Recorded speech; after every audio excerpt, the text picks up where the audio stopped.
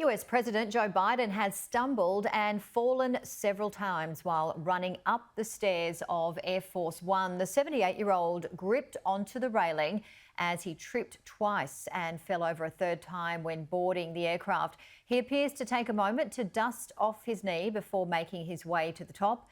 The White House says the president is just fine and did not require any attention from the medical team who travels with him.